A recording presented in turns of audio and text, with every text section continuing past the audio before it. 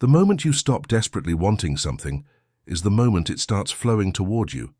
This isn't some mystical law of attraction nonsense. This is pure psychology. When you're needy, you reek of desperation.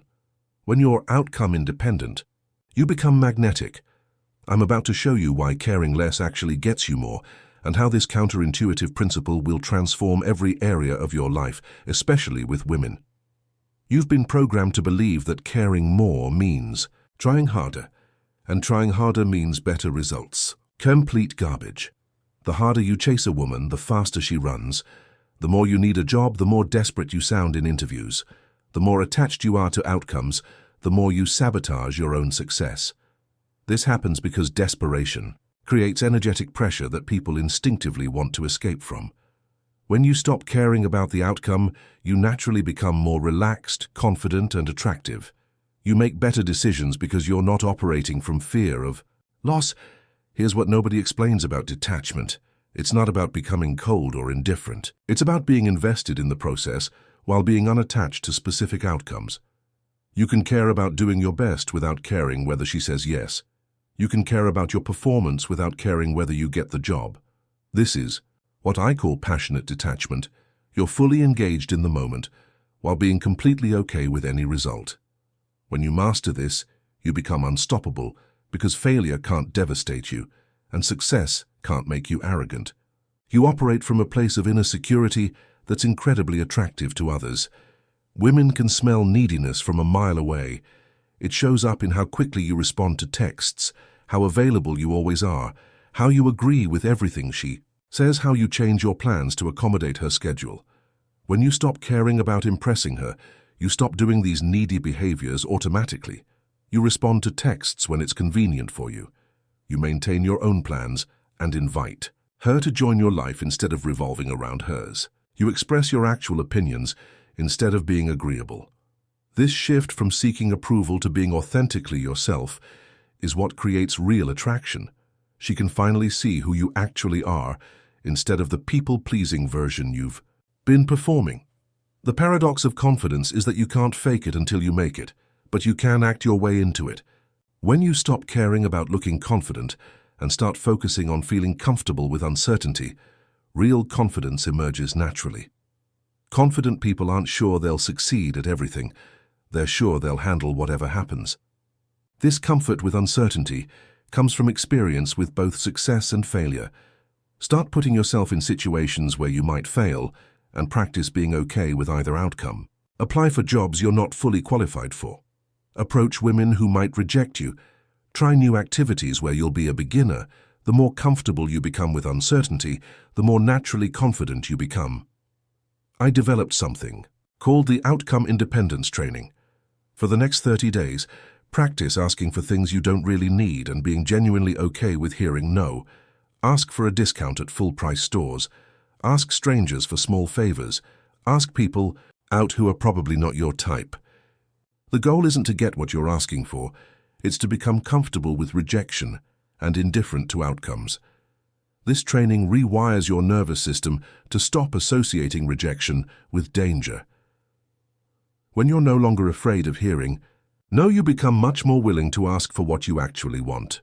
Your energy completely changes when people can sense you'll be fine, regardless of their response. Stop checking your phone every 5 minutes waiting for her response. Stop analyzing every interaction for signs of interest or disinterest. Stop planning your entire week around the possibility of seeing her. This constant mental energy you're spending on someone who hasn't earned that level of investment is exactly what's repelling her. Redirect that energy toward your own goals, hobbies, and personal development. When she becomes just one option among many good things in your life, your entire dynamic with her changes. She stops being this precious thing you might lose and becomes someone who might earn a place in your already awesome life. The scarcity mindset is killing your success with women.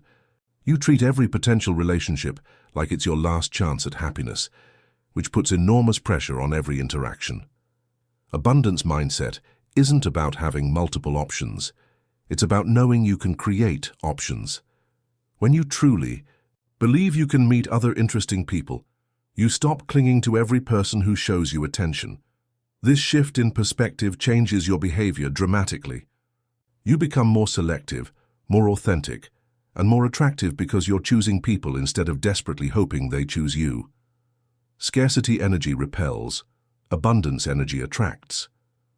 Most men are emotional thermometers. Their mood depends entirely on external circumstances. She doesn't text back, they feel terrible. She's affectionate, they feel amazing.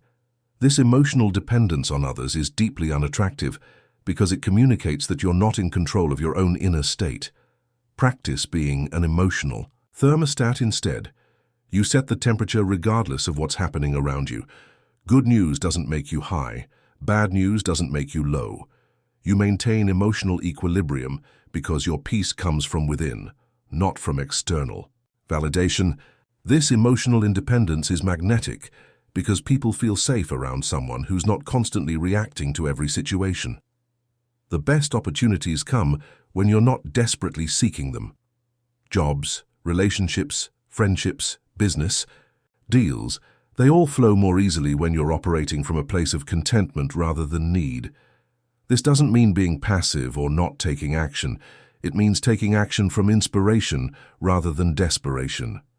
When you're not attached to specific outcomes, you're more likely to recognize unexpected opportunities. You're also more likely to make decisions based on what's actually good for you rather than what might temporarily relieve your anxiety or loneliness. Here's the ultimate truth about not caring. It's not that you stop caring about everything. You start caring about the right things. Instead of caring about whether she likes you, you care about whether you like her. Instead of caring about impressing others, you care about expressing yourself authentically. Instead of caring about avoiding rejection, you care about living courageously. This shift in what you prioritize changes everything about how you move through the world. You become someone who lives by their own standards rather than constantly seeking external approval, and that kind of inner-directed confidence is irresistibly attractive. When you master the art of caring less about outcomes and more about your own growth and authenticity, results start flowing naturally. If you want to dive deeper into developing this outcome-independent mindset and other principles that actually work, subscribe to Lior for content that will transform how you approach relationships and life. Remember, the moment you stop chasing is the moment everything starts coming to you.